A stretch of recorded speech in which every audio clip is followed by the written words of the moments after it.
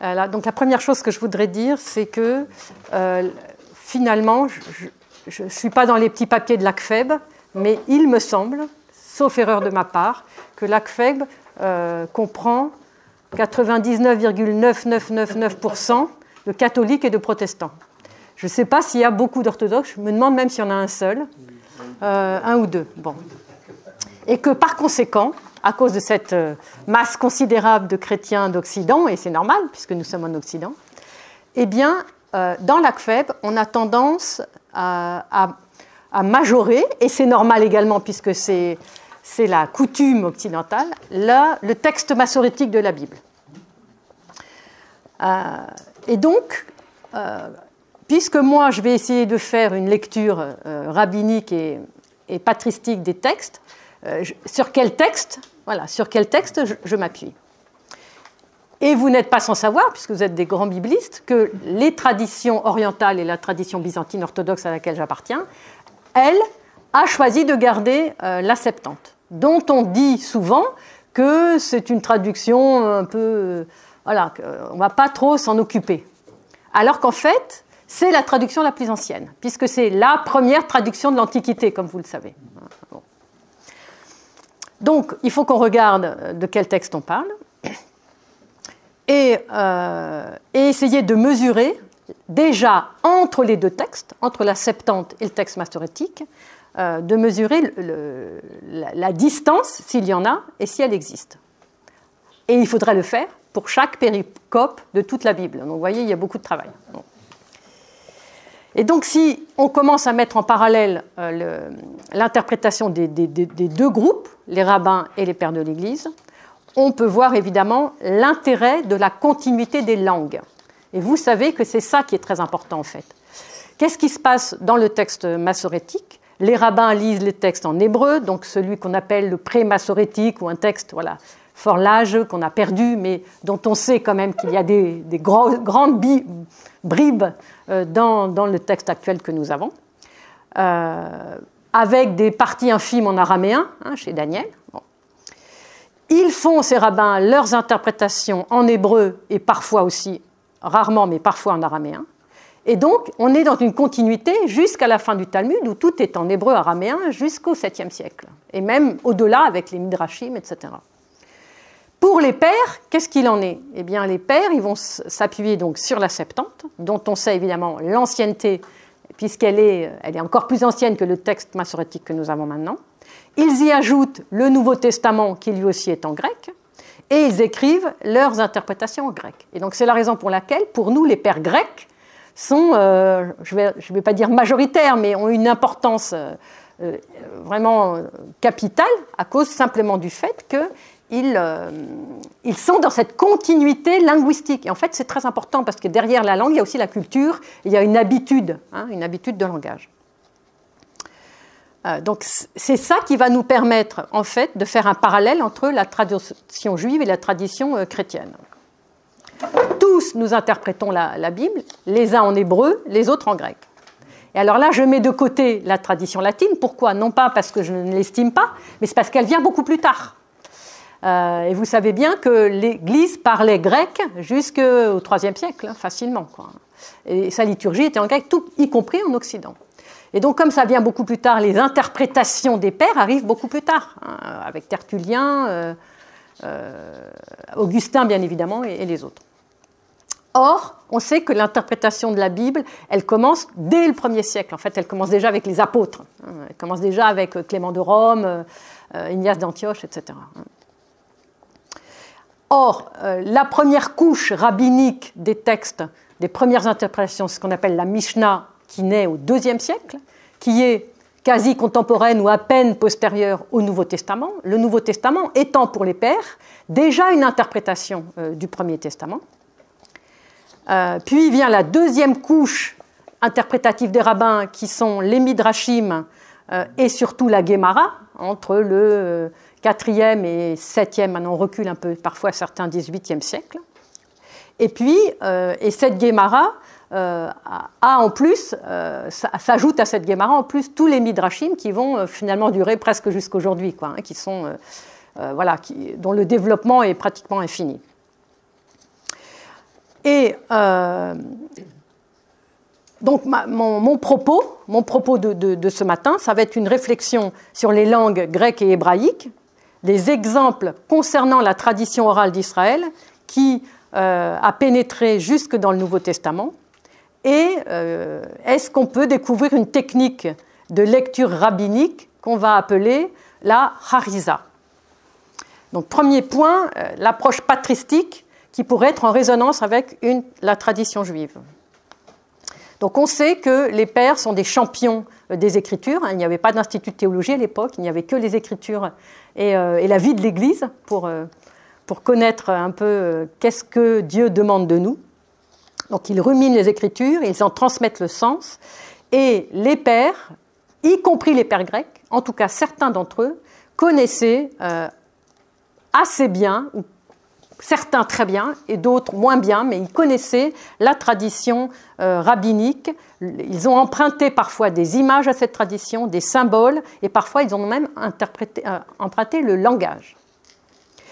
Donc le fait qu'ils écrivaient en grec ou éventuellement en latin et en syriaque, et que l'hellénisme a rapidement recouvert les judéo-chrétiens, on ne doit pas perdre de vue le fait que la culture juive et biblique était en fait sans cesse présente à leur pensée, et que dans leur formule, ils ont développé une ontologie et une anthropologie qui n'est pas dualiste. Ce dualisme, précisément, qui est l'inverse, qui est celui du dualisme du paganisme grec, et eux, ils sont à l'inverse. Donc ce paganisme grec qui oppose l'âme et le corps, les pères, eux, ne sont pas dans ce paganisme grec. Donc ce n'est pas un hellénisme paganisant chez les pères grecs, c'est au contraire un hellénisme fidèle finalement à l'esprit rabbinique et à la révélation de Dieu et ensuite de la Sainte Trinité. Au point que tous ceux que l'on connaît bien, l'équipe de Marguerite Arles, ont découvert avec une grande facilité à quel point, sous le grec des évangiles, on a une syntaxe hébraïque. Et tous ceux qui connaissent ces deux langues le savent bien mieux que moi. Alors, je voudrais citer déjà une première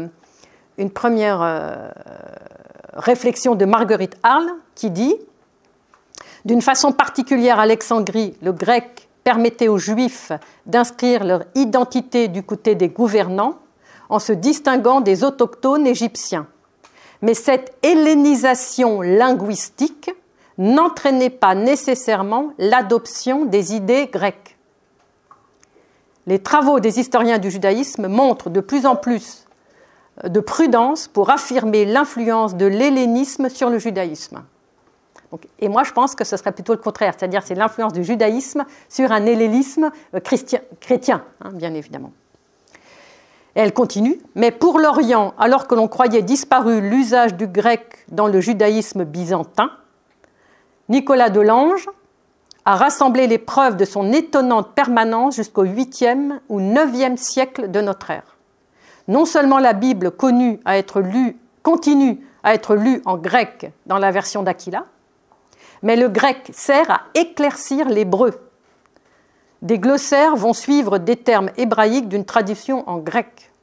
Les rabbins introduisent des mots grecs dans leurs commentaires. Lorsqu'ils jugent, ils jugent que ces mots sont plus clairs pour dégager le sens de la phrase. Des fragments découverts dans la Guénisa du Caire écrits en hébreu sont truffés de grec. Parfois, les mots grecs sont écrits en caractère hébraïque et certaines instructions rituelles sont données en grec. Et quand un auteur ne trouve pas le mot juste en hébreu, il fait appel au grec. Donc c'est quand même assez stupéfiant. Alors ça, c'est des recherches qui ont été faites par nos collègues chercheurs. Donc ici, on voit bien une interférence réciproque entre grec et hébreu. Et donc il en est évidemment de même pour la Septante.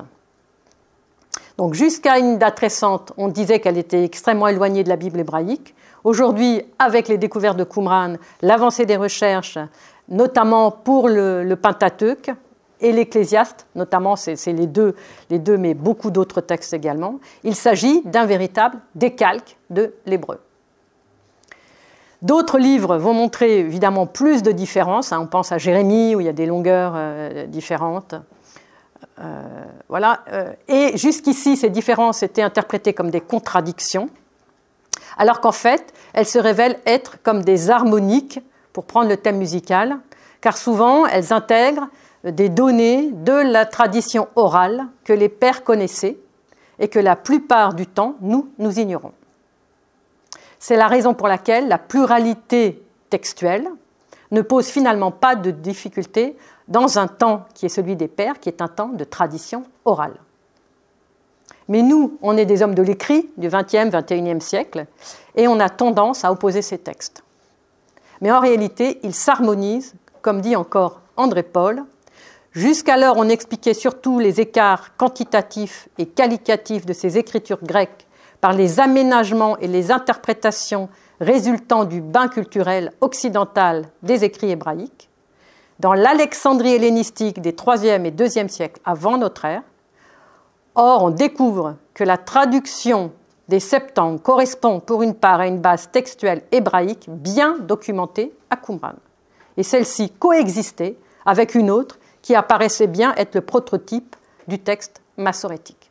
Donc il y a, et d'ailleurs on le sait, pour ceux qui ont travaillé un peu les textes, on sait qu'il n'y a pas une Bible, qu'il n'y a pas un texte, qu'il y a des multiples formes du texte biblique au départ et que jamais on ne pourra les harmoniser pour avoir le texte. Et on n'est jamais réussi à trouver le texte biblique, le premier qui serait apparu. Et donc c'est ça qui est intéressant, ça nous montre que la tradition orale fonctionne bien. Et d'ailleurs on peut comparer aux 4 évangiles.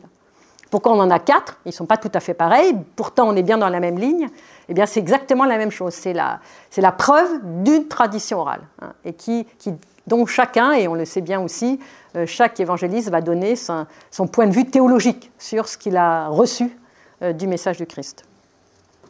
Et en fait, donc, ces découvertes de tous ces textes bibliques multiples ces variétés de textes ont été utilisées dans les communautés juives, dans leur variété. Et pour nous, ça nous paraît évidemment un peu étonnant.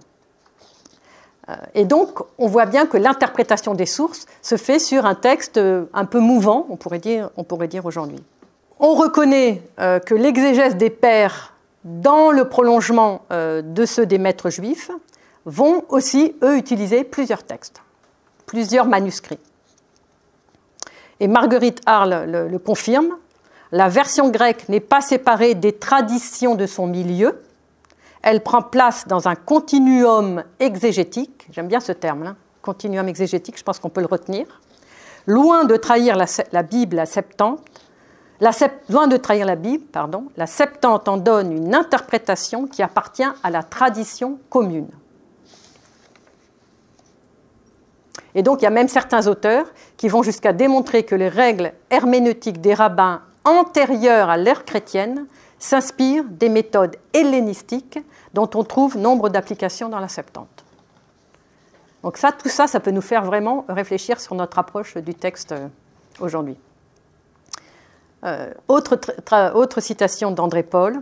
On découvrit que la tradition des Septantes correspondait pour une part à une base textuelle bien documentée. Celle-ci coexistait avec une autre qui apparaissait, comme je l'ai dit tout à l'heure, comme le proto-massorétique. Et Marguerite Arles renchérit, si cette Septante donne une interprétation qui appartient à la tradition commune, c'est-à-dire une tradition beaucoup plus large que seulement un texte étroit, alors on a beaucoup plus de latitude et pour commenter et pour faire des comparaisons et pour essayer de comprendre l'apport des différentes langues. Et si on regarde bien, moi j'avais découvert en travaillant ma thèse que non seulement les pères grecs, mais y compris les pères latins et notamment Ambroise, s'intéressent, et on connaît aussi Origène avec ses exemples, s'intéressent à plusieurs textes et plusieurs manuscrits. Et Ambroise, il m'avait frappé, il dit finalement tout ça, il faut le mettre ensemble, c'est-à-dire que ce n'est pas en contradiction, c'est en harmonie et ça nous aide à enrichir le texte avec différentes versions et différentes visions. Et ensuite, on peut évidemment avancer un peu plus loin en disant, comme le dit Roger Ledéo ou Jacques Guillet, il y a aussi un lien entre la Septante et le Targum. Et ce lien montrerait la continuité entre la pensée des Juifs hellénisés d'Alexandrie et les Juifs araméophones de Babylone ou de la terre d'Israël. Et l'exemple le plus célèbre est celui de la mer Rouge. Et vous savez aussi bien que moi que ceux qui ont traduit la mer des joncs par mer Rouge, ils savaient très bien que le mot souffle, c'était bien les joncs. Yam souffle, la terre des joncs, ça ne se traduisait pas par mer Rouge. Ils le savaient parfaitement. Pourquoi ils ont traduit par mer Rouge? Est-ce qu'on le sait seulement? Ben parce qu'il y a 2 ou 3 midrashim chez les rabbins qui expliquent que cette mer, elle était rouge du sang des nouveau-nés que Pharaon avait jeté dans l'eau, parce que le soleil, c'était au moment du soleil couchant et il avait rougi, en plus des enfants, du sang des enfants. Tout ça, c'est des images, bien entendu, et que toute cette mer était rouge de A à Z. Voilà. Et c'est pour ça qu'on l'appelle mer Rouge. Ben, c'est quand même intéressant de savoir que c'est emprunté à un midrash, bien qu'il ait été écrit beaucoup plus tard, et on y reviendra, circule en tradition orale depuis des siècles, peut-être même depuis Moïse. Roger Le Déo nous dit « La Septante et le Targum représentent le seul type de version biblique que le judaïsme ancien pouvait produire, une version influencée par le midrash, mais plus ou moins profondément. » Donc, il y a un parallèle qu'on pourrait faire entre la Septante et le Targum, même si, voilà, il y a évidemment beaucoup de distinctions. Alors maintenant, une fois qu'on a cette base-là, comment on peut avancer pour essayer de comprendre comment on interprète la Bible entière, et notamment le lien entre Nouveau et Ancien Testament. Et Michel Rémaud nous aide en nous disant: pour passer du Nouveau Testament à l'Ancien, il faut passer de la culture juive de l'époque pour lire la Bible comme les auteurs du Nouveau Testament la lisaient, ou plutôt l'écrivaient ou la transmettaient, parce qu'ils la transmettent oralement. Roger Le Déo renchérit. Il fait état de sa recherche en 1971, une recherche d'ailleurs qui n'est peut-être pas encore tout à fait mise à jour. La continuité de l'histoire du salut dans la révélation biblique, si on n'examine pas avec soin ce qui fut le bien commun du judaïsme ancien et du christianisme primitif, eh bien, on ne pourra pas percevoir tous ces liens entre Ancien et Nouveau Testament. Il ajoute: l'exégèse chrétienne doit toujours tenir compte de l'intermédiaire que représente la tradition juive au sens large, entre Ancien et Nouveau Testament. Cela paraît un truisme, mais en pratique, souvent les recherches néo-testamentaires s'amorcent directement aux données bibliques, omettant un chaînon capital, celui des conceptions juives contemporaines. On est de plus en plus convaincu qu'il faut tout d'abord chercher à expliquer le Nouveau Testament par l'Ancien, donc ça c'était déjà une étape, mais non pas, si je puis dire, dans l'état nu de celui-ci, mais tel qu'il était alors compris, c'est-à-dire tel qu'il était interprété, tel qu'il était véhiculé dans le peuple. Alors on va prendre quelques exemples. Où est-ce qu'on peut trouver des traces de la tradition orale des rabbins dans le Nouveau Testament lui-même? Actes chapitre 7, le long discours d'Étienne, que nous connaissons bien, qui reprend tout le récit de la vie de Moïse et la vie du peuple. Au verset 23, il dit: comme Moïse, atteignait la quarantaine, la pensée lui vint de visiter ses frères les Israélites. Un peu plus loin, il dit: au bout de 40 ans, un ange lui apparut au désert du mont Sinaï dans la flamme d'un buisson en feu. Où trouvons-nous ces deux mentions des 40 ans dans le texte biblique du livre de l'Exode? Allez voir. En tout cas, la deuxième, elle n'y est pas. Toute la tradition, alors ça paraît un détail, mais en fait c'est très important parce que on sait que Moïse meurt à 120 ans, donc toute la tradition rabbinique va découper la vie de Moïse en 3 fois 40 ans. Donc nulle part on ne trouve donc la mention de son âge. D'où Étienne sait-il que Moïse avait 40 ans lorsqu'il sortait du palais de Pharaon et qu'il en avait 80 au buisson ardent? Eh bien, tout simplement par la tradition orale qui a été consignée bien plus tard dans le Midrash. Exode Rabbah 1, 27, pour ceux qui veulent aller vérifier. Deuxième exemple. La première épître de Jean nous dit, chapitre 3, versets 11 et 12. « Car tel est le message que vous avez entendu dès le début. Nous devons nous aimer les uns les autres, loin d'imiter Caïn, qui étant du mauvais, égorgea son frère. Et pourquoi l'égorgea-t-il? Parce que ses œuvres étaient mauvaises, tandis que celles de son frère étaient justes. Où est-il précisé en Genèse 4 que Caïn égorge son frère? On dit qu'il le tue, mais on ne sait pas comment. De la tradition orale d'Israël, Genèse Rabbah 22, 8. D'ailleurs, cette tradition orale, il y a deux traditions orales. Et il y en a une qui est différente, mais qui apparemment n'a pas fait consensus, qui est celle du Targum sur Genèse 4, 4, 8. Et donc, le Midrash Rabbah de Genèse va dire, voilà, il va l'égorger. Il va l'égorger puisqu'il a vu Abel, comment on tue. Il a vu comment Abel tuait ses propres bêtes, voilà, pour les offrir ou pour les consommer. C'est pour les offrir, en fait, parce qu'on ne consommait pas encore de viande à l'époque, puisqu'on est avant Noé. Et donc, comme il a vu, il a fait la même chose sur son frère. Pierre, dans sa première épître, chapitre 3, verset 20, « À ceux qui jadis avaient refusé de croire lorsque se prolongeait la patience de Dieu au jour de Noé, construisez l'arche, dans laquelle un petit nombre, en tout 8 personnes, furent sauvées à travers l'eau. » Alors, les pères sont très forts pour expliquer que l'eau, qu'est-ce que c'est l'eau, le déluge, l'eau du baptême, etc. Les pères sont également très forts pour dire 8, qu'est-ce que c'est ce chiffre 8, pourquoi 8 personnes. Mais lorsque se prolongeait la patience de Dieu, là, personne n'en parle trop dans les commentaires traditionnels chrétiens. Eh bien, Pierre fait ici tout simplement allusion à une tradition orale qui précise combien la miséricorde de Dieu était grande et prévenante et qu'il accorda un temps infini à la génération du déluge pour qu'elle se convertisse. Et ce temps, c'est 120 ans. Noé mit 120 ans pour construire l'arche. Pourquoi? Donc c'est ce que dit le Midrash. Pour que les hommes lui demandent « Mais pourquoi tu fais ça ?»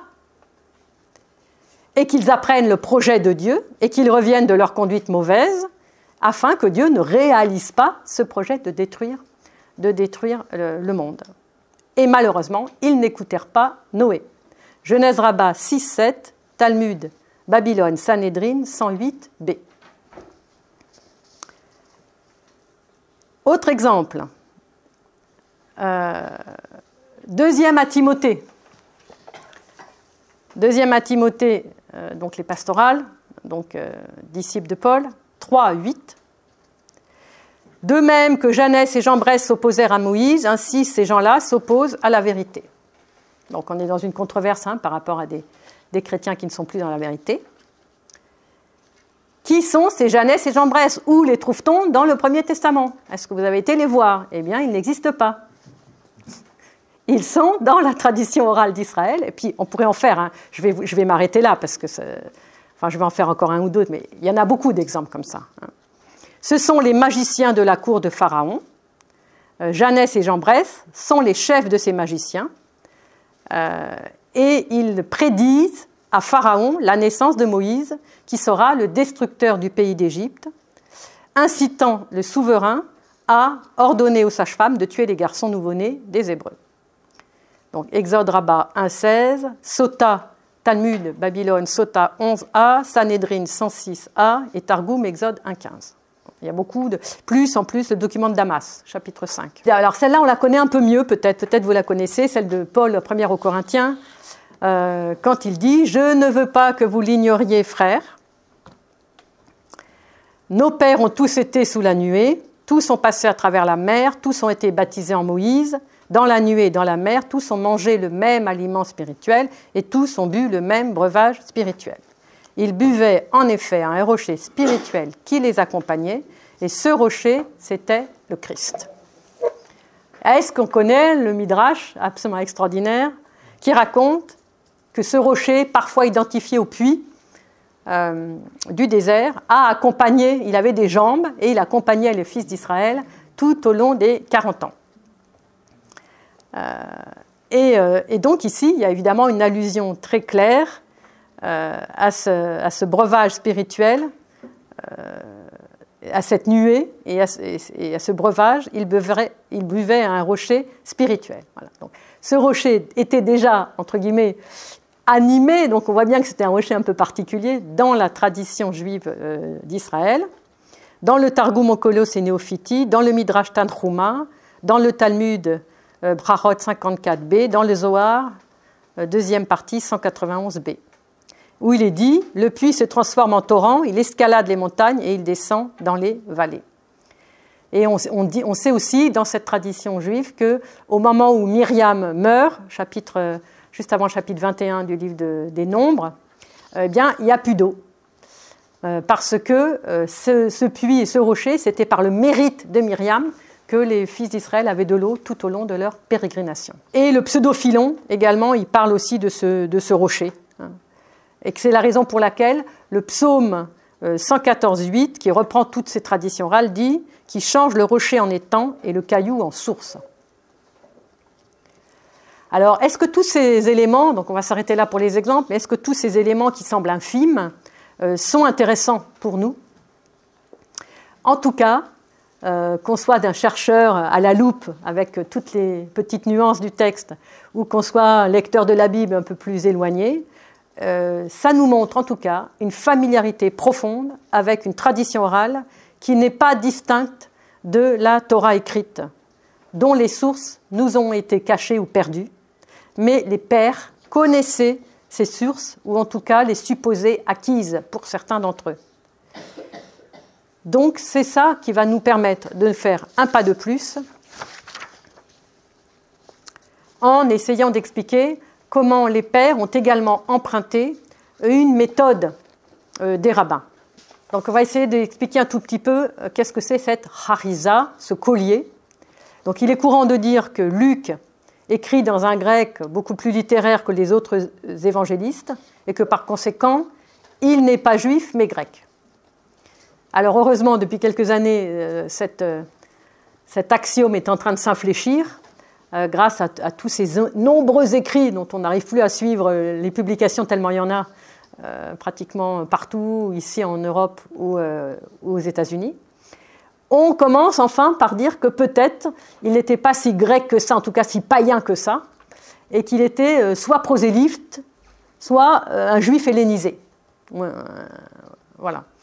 Et on pourrait pencher pour effectivement cette hypothèse à cause du nombre de choses qu'on trouve dans son évangile qui respecte et qui comprend énormément de traditions juives.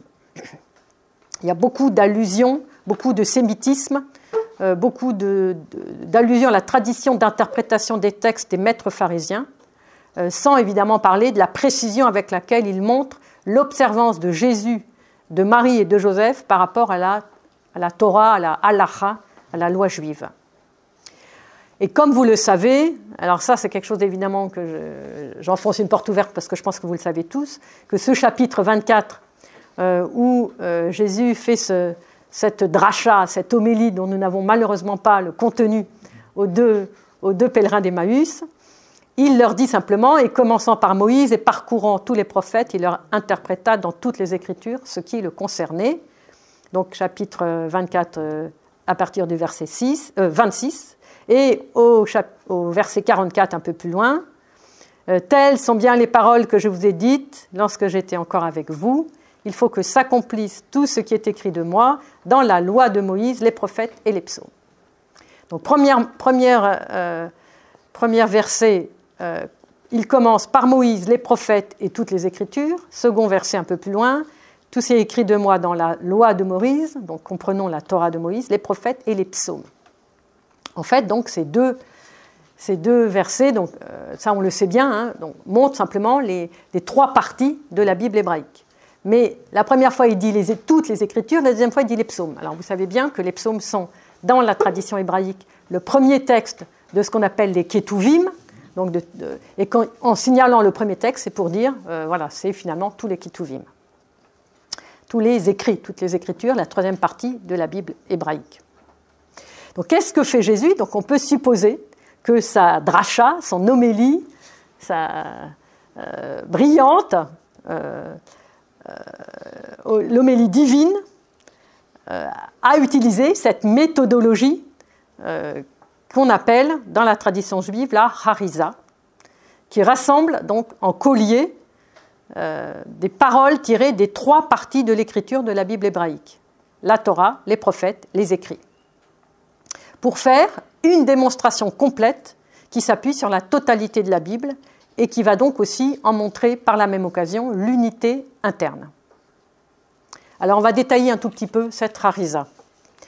Cette méthode, donc le collier en français, est donc extrêmement typique de la tradition juive. On la trouve tout le temps dans le Midrash et dans le Talmud. Donc un collier, c'est quoi? C'est une succession de versets bibliques qu'on enfile comme on enfile des perles sur un fil pour en faire un collier.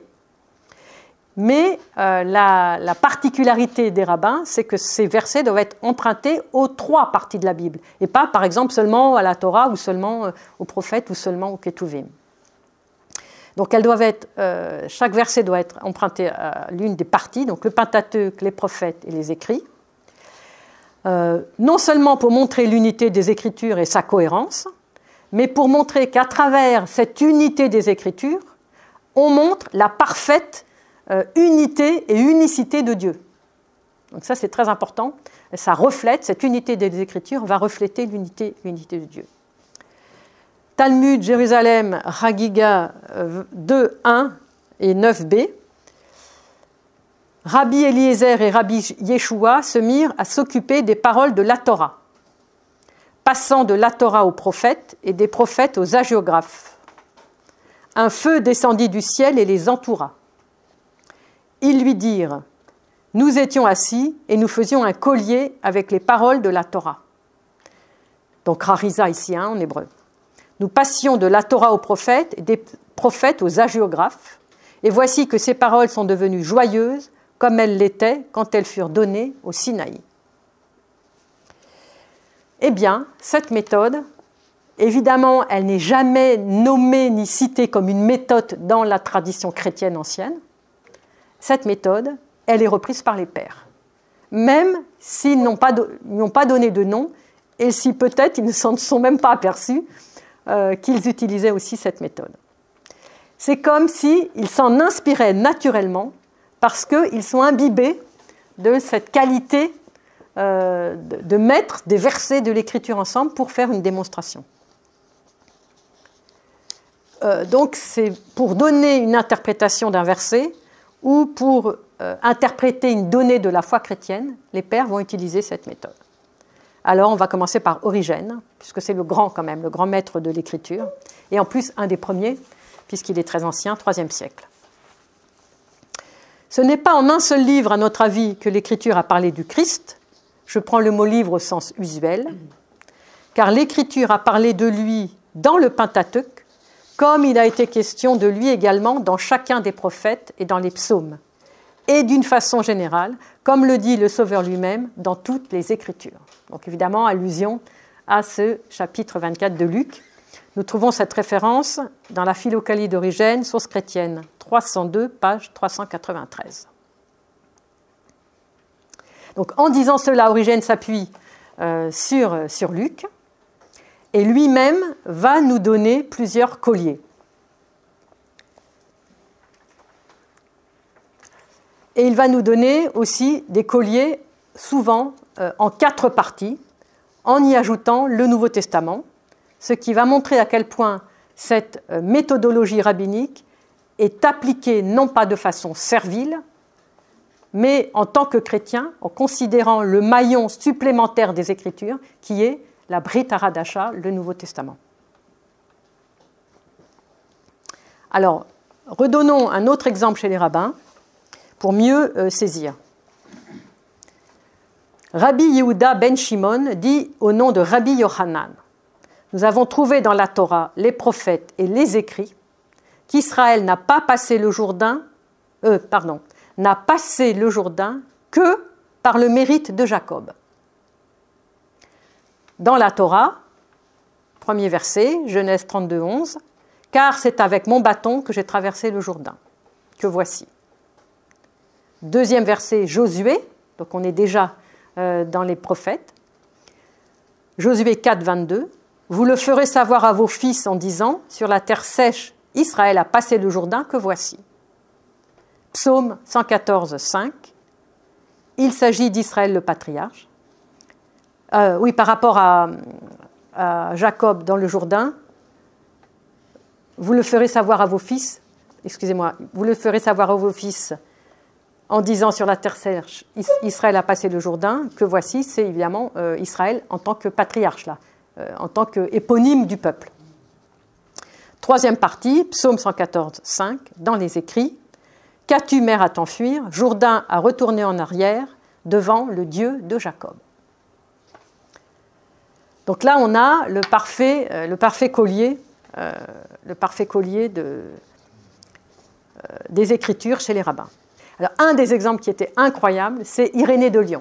Irénée de Lyon, un des premiers pères, dont nous avons malheureusement presque que la traduction latine de son texte grec et une traduction arménienne et puis des morceaux éventuellement ailleurs. Et donc, on a évidemment ce qu'on peut au niveau de la traduction aujourd'hui. Donc, il faut savoir que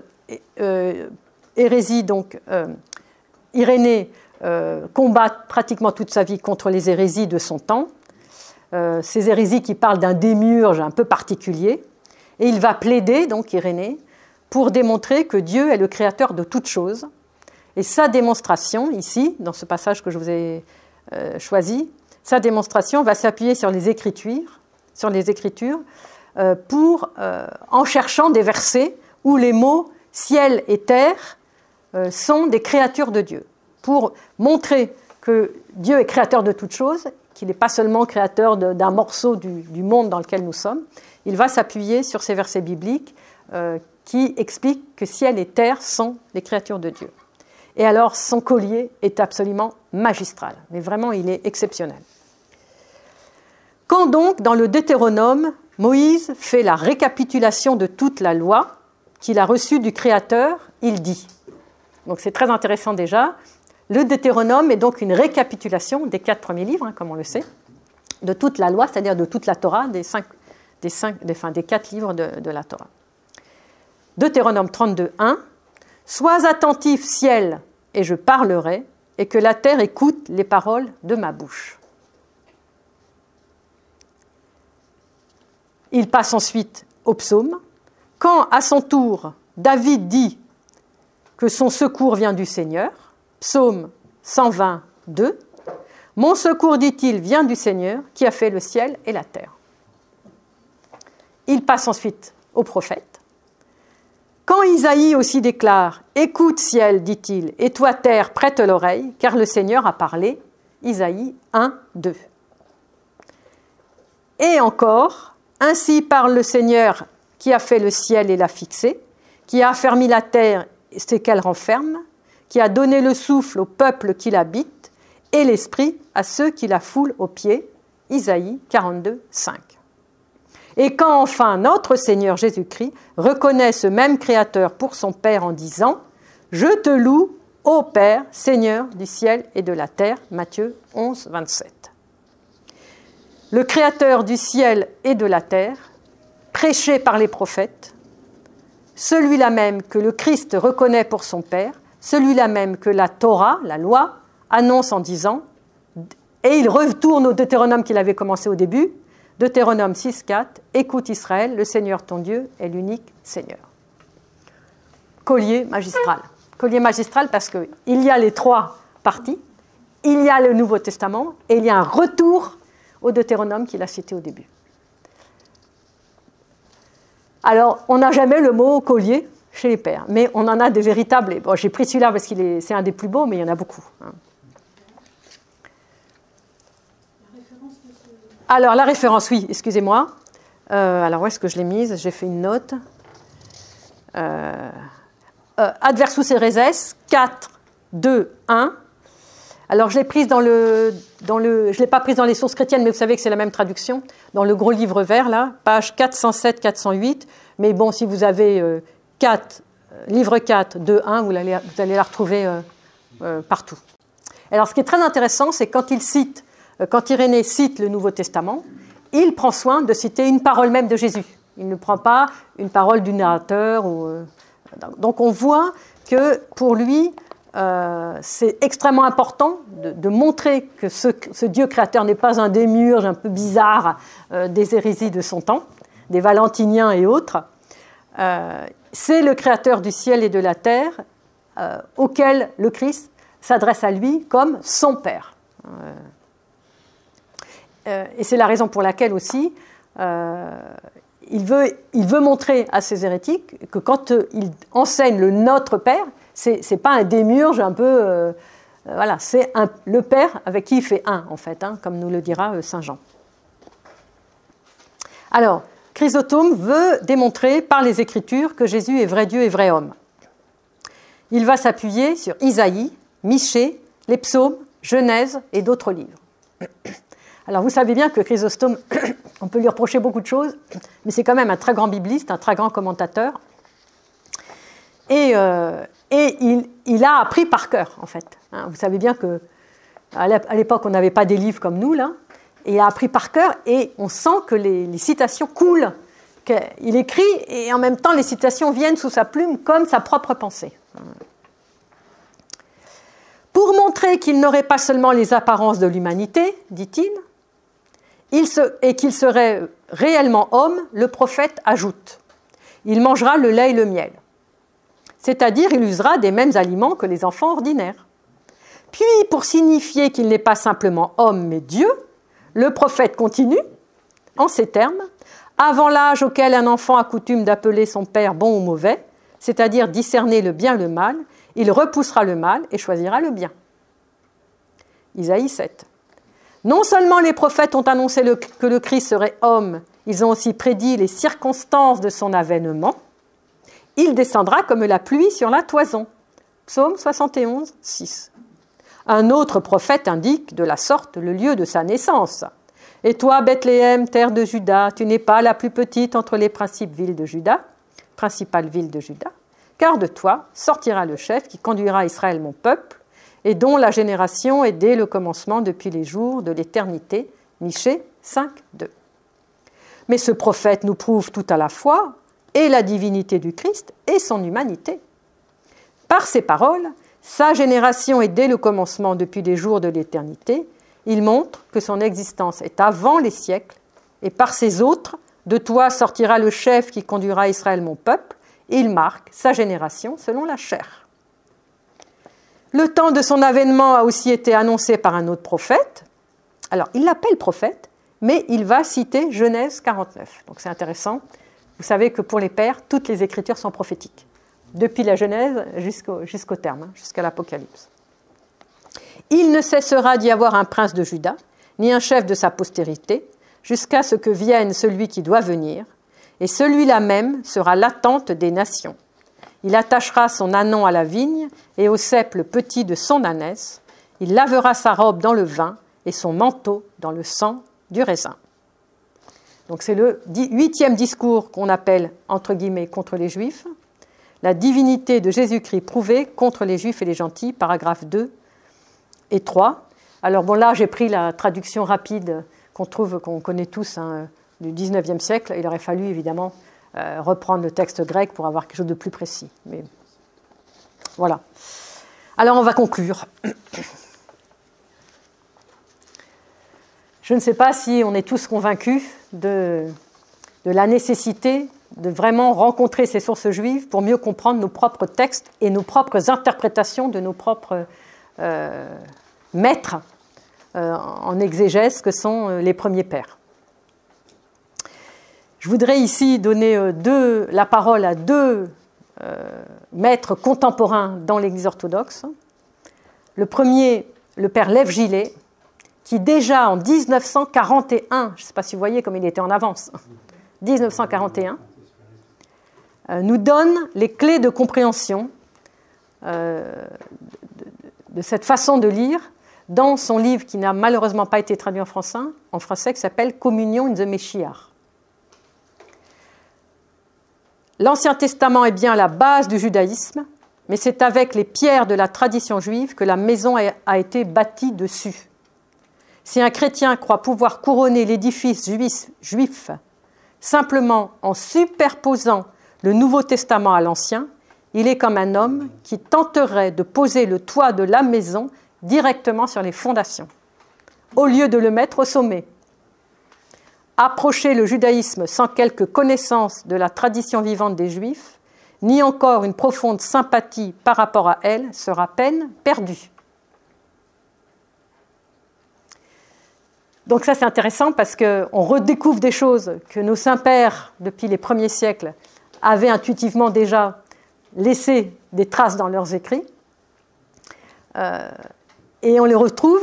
Donc ici, c'est 1941, mais je pense qu'on a des écritures plus anciennes. Bon, on a Joseph Kostner, un tout petit peu plus ancien.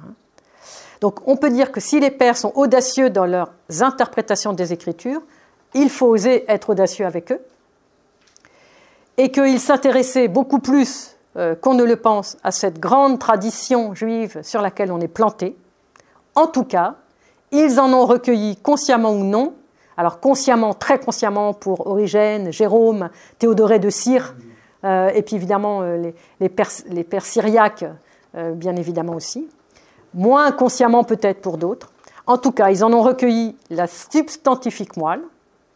Et si on sent bien que l'esprit parle à travers eux, à travers ses pairs, eh bien, il peut aussi parler à travers les membres de l'Église que nous sommes, et qui va renouveler pour chaque époque, pour notre temps aujourd'hui, la saveur des Écritures. Et là, je voudrais terminer sur Olivier Clément, un de nos grands maîtres aussi dans notre tradition, qui va peut-être nous aider à retrouver l'audace, la juste audace dans la fidélité et en même temps la nouveauté, le renouvellement, le ridouche de nos interprétations. Voilà ce qu'il dit dans Mémoire d'espérance, entretien avec Jean-Claude Boyer, page 166-167. Il faut lire l'Ancien Testament en renonçant à toute typologie qui aboutirait à un rejet ou à une ignorance du judaïsme, ce qui suppose de fait un travail de purification de la pensée des pères de l'Église. Il faut lire la Bible dans son texte, sans oublier les correspondances établies par les pères, mais sans en faire un instrument d'ignorance du judaïsme. Et bien sûr, il faut tenir compte aussi de la façon dont le Talmud, la Kabbale, le Zohar lisent les mêmes textes. Établir comment la lecture de la sagesse juive et celle des pères de l'Église peuvent s'accorder. C'est tout le travail à mener. Cela étant, je crois qu'il faut respecter le judaïsme dans sa spécificité telle qu'il s'est développé. Il me paraît important de faire découvrir aux chrétiens le judaïsme qui est venu aussi après le Christ. Je vais m'arrêter là. Merci Sandrine.